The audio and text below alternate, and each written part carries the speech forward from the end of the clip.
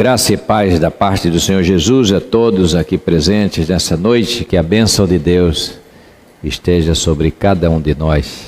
Amém.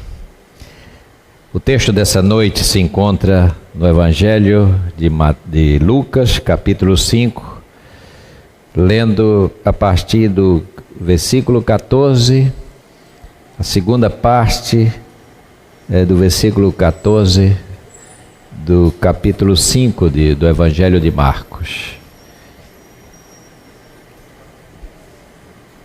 Marcos 5, 14, parte B, vai nos dizer assim: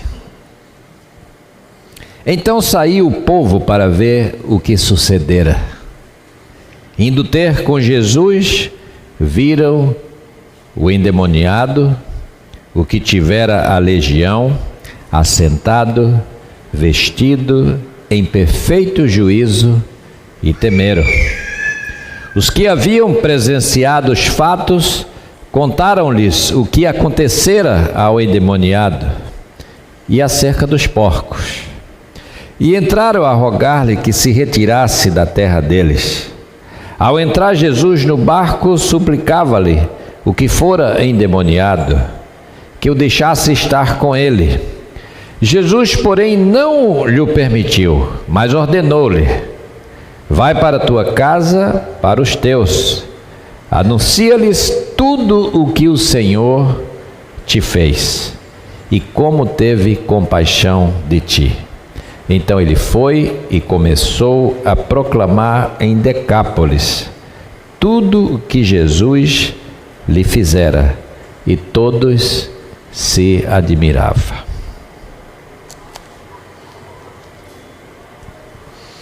Esse fato, esse evento com esse homem chamado Geraseno, nos alerta para uma situação que atinge o mundo inteiro, que atinge a sociedade de modo geral, a humanidade, no mundo, no Brasil, em toda parte, que é as estatísticas alarmantes acerca de pessoas que procuram dar cabo de suas vidas.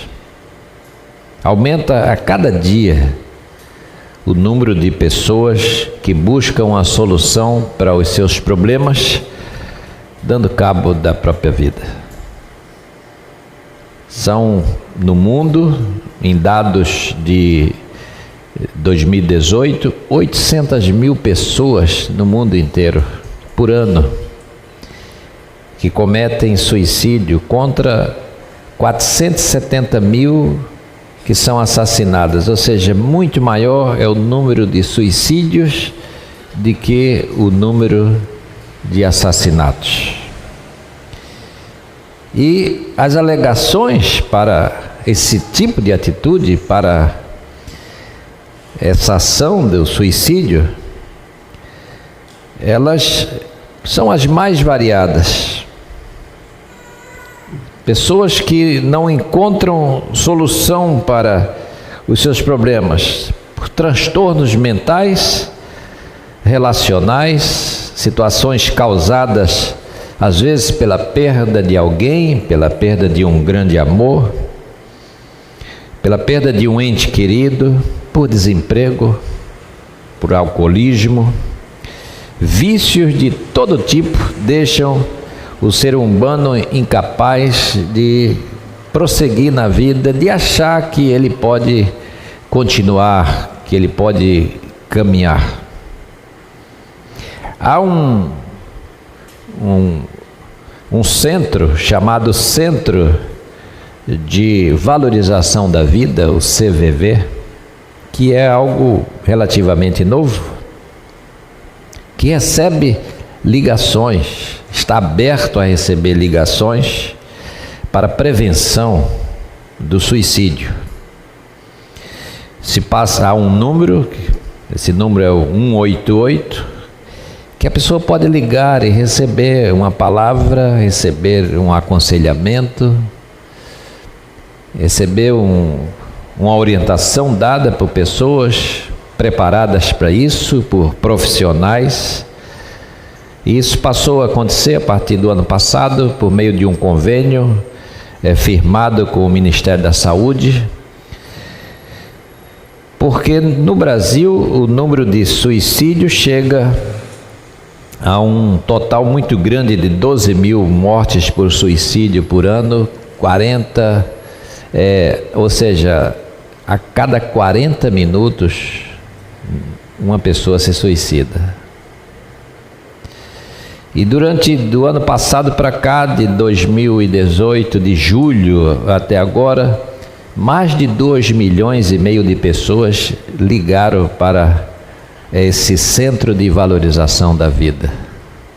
São pessoas que estão procurando um socorro, buscando uma palavra, buscando algo que possa dar um alento, uma esperança, e nem sempre nós estamos preparados para esse tipo de coisa, de lidar com pessoas que chegaram num estágio desse, de dizer assim: eu quero a morte, eu quero resolver meus problemas dessa maneira. A pergunta, isso tem a ver com o texto dessa noite. Ao ler um texto como esse, ver uma pessoa como essa, um homem nessa situação que Marcos descreve aqui, a pergunta que nos vem é: como é que Deus pode operar na vida de uma pessoa para tirá-la dessa vida considerada por ela própria como uma vida perdida? Como que Deus vai fazer essa operação? Como Ele atua no sentido de recuperar ou de levar a pessoa a recuperar a sua autoestima, o desejo de ultrapassar os problemas, os obstáculos, as situações difíceis da vida, de superar a crise, de fazer aquilo que a gente diz comumente assim, de dar a volta por cima, que às vezes parece tão fácil, mas isso não é nada fácil, é extremamente complicado.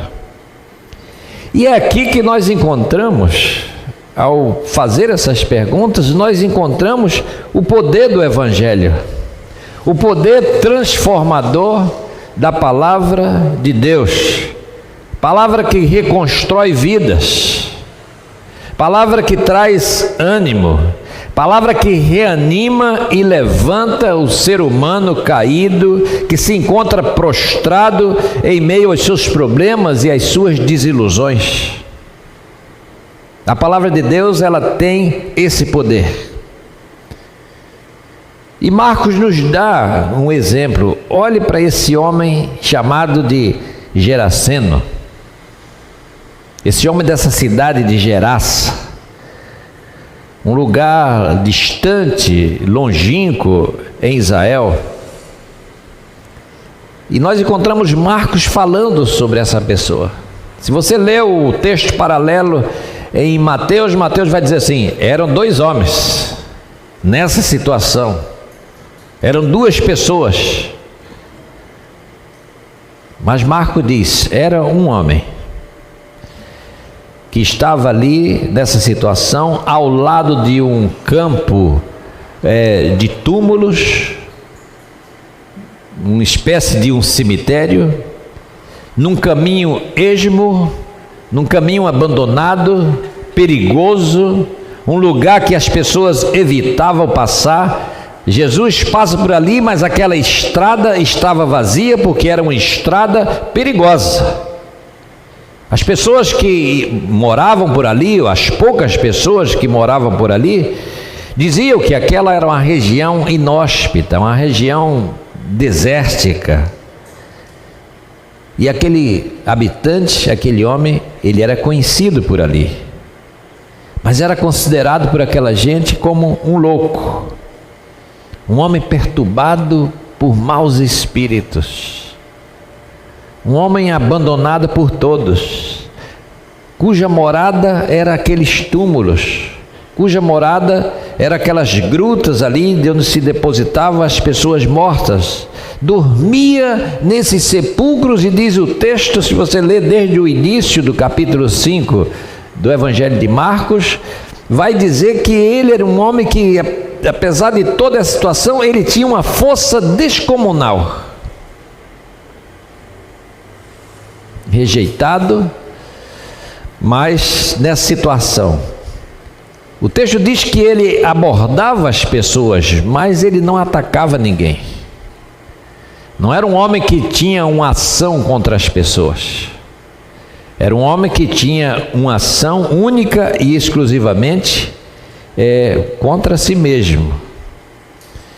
Se ele abordava alguém, talvez o fizesse para pedir algum tipo de ajuda, uma comida, enfim.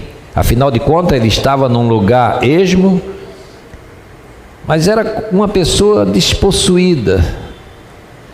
Era uma pessoa sem bens, era um homem sem nenhum tipo de estabilidade.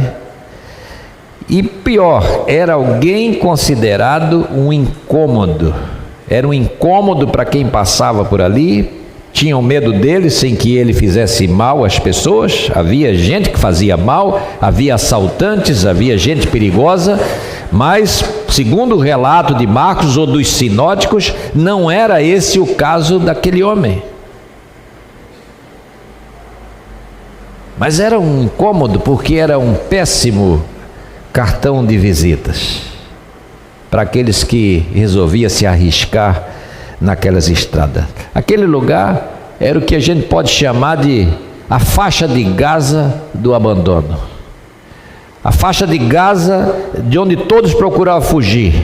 As pessoas temiam a passar por ali, temiam por sua integridade física, como também pelos prejuízos materiais que pudessem ocorrer com elas. Afinal de contas, eram pessoas que lidavam com a pecuária, era gente que lidava com o comércio de animais para o abate.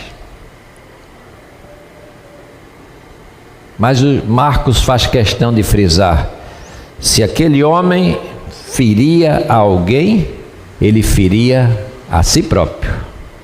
Ele pegava em pedras, diz o texto, mas ele pegava em pedras para se atacar a si próprio, para se ferir a si mesmo. E aí, por diversas vezes, diz o Evangelho, tentaram prendê-lo com cordas, com grilhões, com cadeias, mas sem sucesso. As cordas eram insuficientes para segurá-lo. Ele era considerado um problema de segurança pública, mas isso era uma palavra injusta em relação a ele, simplesmente pelo fato de não querer aquele indivíduo rondando por ali onde ele estava. Queriam tirá-lo de cena, queriam eliminar aquilo que consideravam um entojo, um problema. Podiam até tê-lo matado, eu penso, mas ao mesmo tempo eles diziam assim: nós não queremos esse sangue desse homem sobre nós, afinal de contas, que mal fez ele para aquelas pessoas? Pela manhã nós falamos das muitas formas de matar alguém. No passado se matava as pessoas nas arenas romanas, no Coliseu, onde cristãos eram trucidados pelas feras. Se matava nas masmorras, nas fogueiras da Inquisição da Idade Média, no exílio da pátria, na guilhotina. Muitas maneiras de se matar. Hoje se mata pela fome, se mata pela falta de oportunidade, pela falta de educação, pela desigualdade, pela injustiça social, que tira o pão do trabalhador, da pessoa assalariada. Uma vez eu ouvi uma teóloga latino-americana, ao mencionar esse texto e a experiência desse homem, essa teóloga disse que esse homem, na verdade, ele representa milhões e milhões de párias, de indivíduos miseráveis que perambulam pelas periferias das cidades da América Latina e, por que não dizer, do mundo inteiro. É uma representação, é um símbolo de todos aqueles que passam situação semelhante. Alguém que não é aceito, um vivo morto, um indivíduo que andava de dia e de noite gritando pelos montes, pegando em pedras para ferir a si próprio. Alguém é rejeitado que não podia entrar no centro do povoado. E daí sobrou para ele o quê? A terra dos espíritos assombrados. Porque as pessoas antigas criam assim: lugares de mortos, lugares de sepulcros, cemitérios, lugares de almas penadas, lugares de espíritos assombrados. Isso fez história pelo Brasil afora, nos contos de carochinha. Era um homem que estava sempre nas imediações e nunca no centro. E quando se arriscava a ir ao centro, era preso, manietado, atacado e jogado para fora. Irmãos, quando um ser humano, uma pessoa, chega numa situação como essa desse homem, só mesmo Jesus Cristo para mudar a vida dela. Quando a pessoa chega num estágio desse de vida, de abandono dessa maneira, de se sentir sozinho, desprezado, rejeitado, abandonado por tudo e por todos, só Jesus Cristo pode dar jeito numa vida como essa. Só se ele for apresentado a Jesus Cristo, só se Jesus Cristo for ao seu encontro e fizer alguma coisa. Porque só Ele pode mudar a sorte de uma pessoa nessas condições. O Evangelho diz aqui no início do capítulo 5, que Jesus estava saindo do mar.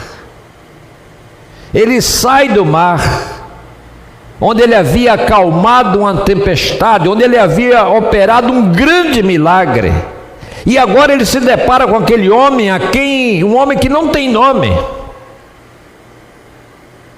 Um homem que é mencionado como alguém que tem uma legião de demônios. Demônios que não queriam ser incomodados, mas Jesus veio exatamente para isso, para incomodar os demônios, para destruir esses principados e essas potestades, para criar um transtorno para os demônios da perversidade, do mal, para libertar o ser humano das suas cadeias, dos seus grilhões, das suas prisões físicas ou existenciais, dos grilhões da injustiça, das opressões, das possessões satânicas. Aquele indivíduo desceu tanto na vida que ele não tinha mais uma identidade. Qual o nome desse homem?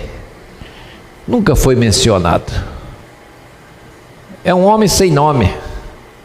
É um homem que se conta uma história sobre ele, mas não se sabe quem ele é.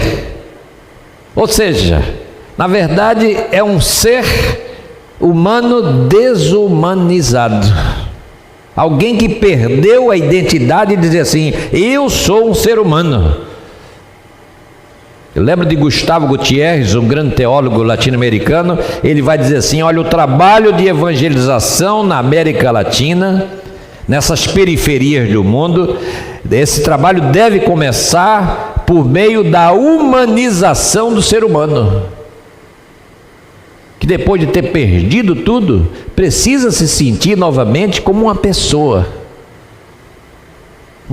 que tem coisas, que tem bens, que tem família.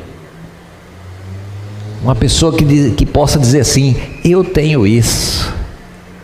Você não imagina como é importante você dizer assim: eu tenho isso, eu tenho uma família, eu tenho filhos, e por isso eu posso dizer que eu tenho bens. Eu sou pobre, mas eu tenho coisas. Esse homem não podia dizer nada disso. Ele não tinha absolutamente nada. Era uma pessoa despossuída. E a narrativa se desenvolve aqui de maneira apressada. Jesus encontra com aquele homem, aquela legião de demônios se incomoda e vê que não tinha como dizer nada diante de Jesus e pede logo para ser transferida para aqueles porcos, que eram cerca de 2.000, diz o texto, e Jesus permitiu, e aqueles porcos então se precipitaram no mar. E aquela gente daquela cidade, agora, a partir desse texto que nós estamos lendo, elas não vão falar da situação de transformação na vida daquela pessoa que agora vai ser outra pessoa, mas elas vão falar dos porcos que se perderam. Mateus diz assim: eis que a manada toda se precipitou pelo despenhadeiro abaixo para o mar, e eles morreram. Não diz assim que ela morreu. Se tivesse falado da manada, seria e ela morreu. Mas é aí que entra a questão da língua, do português, do grego. Quer dizer, Mateus está dizendo assim: aqueles espíritos se afogaram no mar. Porque a água é uma tragédia para os demônios. Mateus vai dizer lá no capítulo 12, no versículo 43, que quando o espírito imundo sai do homem, ele anda por lugares áridos, sem água, lugares secos, desérticos. Jesus foi levado ao deserto para ser tentado. Essas coisinhas nos escapam, foge de nós. E agora aqueles porcos com aqueles demônios se precipitam no mar. Parece que não foi os porcos que morreram, até porque porco nada muito bem, não sei se vocês sabem disso, mas porcos são bons nadadores. Eles se afogaram no mar. E aquela gente está falando dos problemas, aquele pessoal está falando dos prejuízos materiais, porque eles não se importam nada com o que está escrito aqui, dizendo como é que aquela pessoa estava. Viram o endemoniado, aquele que tiveram a legião, assentado, vestido, em perfeito juízo. E temeram. Mas temeram o quê? Temeram as circunstâncias, temeram as perdas, temeram os problemas que uma pessoa como Jesus, chegando no seu lugar, podia trazer para a vida de cada um deles. O homem estava ali o homem que foi um problema durante tanto tempo, um homem que eles achavam que incomodava a vida inteira, agora estava ali limpo, assentado. É isso que Jesus faz com o ser humano, lhe dá perfeito juízo. Aquele homem que corria nu, agora estava vestido. Aquele homem que dizia coisas desconexas, agora está em perfeito juízo. É a transformação do Evangelho, é a transformação do poder de Deus na vida de uma pessoa, mente lúcida.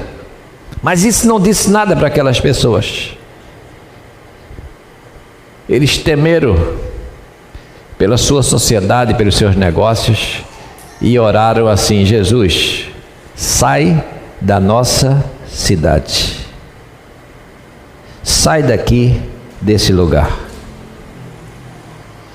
Isso mostra para a gente, irmãos, que Jesus muda a situação, Jesus muda as circunstâncias, mas há um preço. O problema é que às vezes não se está disposto a pagar o preço dessas mudanças, o preço desse acontecimento. Esse texto nos mostra assim 3 coisas rapidamente muito importantes. Primeiro, que Jesus mudou a vida daquele homem, porque Jesus amou aquele homem na situação que ele se encontrava. Amou aquele homem perdido como ele estava, abandonado como ele estava, desumanizado como ele estava. Jesus se importou com ele. Ele vem ao encontro do ser humano, não importa como esse ser humano esteja diante de outros olhos de seres humanos. Porque nós nascemos assim, nós nascemos em pecado. Significa que nós nascemos degenerados, perdidos, depravados. E ele vem ao nosso encontro e nos livra dos demônios da existência. Ele desata os nós. Ele quebra as cadeias e as correntes. Então Jesus não curou aquele homem pelos outros, por achar que ia resolver o problema daquela cidade. Até porque ele sabe e sabia qual era a situação daquela gente. Mas curou porque Deus ama a cada ser humano, mesmo aqueles mais desprezados e mais abandonados e mais sofridos e mais perdidos. Jesus amou aquela vida e foi ao encontro daquele homem e o libertou. Segunda coisa que está aqui no texto é que ele mostrou àquela gente que o mais importante é um ser humano restaurado. As perdas materiais, elas não são nada diante de uma pessoa sã, de uma pessoa consciente, de uma pessoa transformada, de uma pessoa salva, de uma pessoa em perfeito juízo, de uma pessoa que recuperou a sanidade. As perdas não são nada diante disso, mesmo que seja 2.000 porcos ou milhares de outras coisas. Mas o mais importante é o ser humano restaurado. A vida nada é, irmão, sem o amor de Deus agindo em cada um de nós. E terceira coisa é que esse homem restaurado, ele ora. Se você está aí com a sua Bíblia aberta, vai ver que ele faz um pedido a Jesus. É o contrário daquelas pessoas que vão orar a Jesus, no versículo 17 do capítulo 15, do capítulo 5, vai orar dizendo: entraram a rogar-lhe que se retirasse da terra deles. Sai daqui. Uma oração não chamando, mas uma oração dispersando. E esse homem não. O homem restaurado pelo Senhor, ele vai falar com Jesus, diz: Senhor, deixa-me estar contigo. Suplica a Jesus. Versículo 18, é uma oração.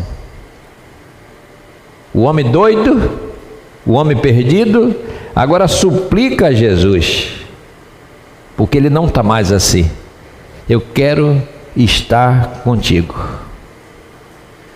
E qual é a resposta de Jesus? Até ele poderia ser um daqueles discípulos de Jesus, evangelistas com Jesus, para andar com Jesus, para estar naquela comitiva de Jesus. Mas veja que o amor de Deus é tão grande, que o Senhor diz assim para aquele homem: olha, você vai me ser útil, mas você vai me ser útil aqui. Essa gente incrédula, essa gente que não quer a salvação, não quer mudar de vida, não quer uma transformação, você vai ficar aqui, vai para a tua casa, vai para os teus, anuncia-lhes tudo o que o Senhor te fez e como teve compaixão de ti. Anuncia nessa cidade, nessa aldeia, nessa vila incrédula, o que é que Deus faz com o ser humano, como Ele transforma a vida de uma pessoa. É a misericórdia de Deus para nós, irmãos. É o Deus da segunda oportunidade, esse Deus que nós cremos. A gente está dizendo não, a gente está dizendo que não quer, a gente está dizendo que não crê, e Ele está na sua graça e na sua misericórdia, mandando alguém para trazer uma palavra, para trazer o Evangelho, para trazer e falar sobre o poder de Deus, a graça de Deus, o amor de Deus, por cada pessoa, por cada um de nós. E o texto diz que aquele homem então obedeceu a Jesus. E ele saiu, dando testemunho em Decápolis. Era uma confederação de 10 pequenas cidades lá no oriente de Israel, fazendo fronteira com a Síria. Ele se tornou um evangelista, não só daquele lugar ali, mas Decápolis, dessa confederação de 10 cidades. Ele saiu por cada lugar, por cada cidade de Decápolis, dizendo: olha, eu já fui uma pessoa completamente perdida, mas o Senhor restaurou a minha vida, e eu estou aqui para falar do grande amor de Deus, daquilo que Deus faz com a vida de uma pessoa, como Ele transforma o ser humano que quer dar cabo de sua vida, o ser humano que quer se autodestruir porque não vê mais solução, não vê portas abertas, não vê janelas, não vê luz no fim do túnel, não vê nada, e o Senhor Jesus vem e mostra diante dele uma avenida. O amor de Deus é incomensurável. Ele nos ama sempre, mesmo rejeitado, como os gerasenos o rejeitaram, mesmo incompreendido. Ele vai ao encontro dos possessos desse mundo, rebenta os seus grilhões, fazendo dessa pessoa uma nova criatura. Que Ele nos abençoe.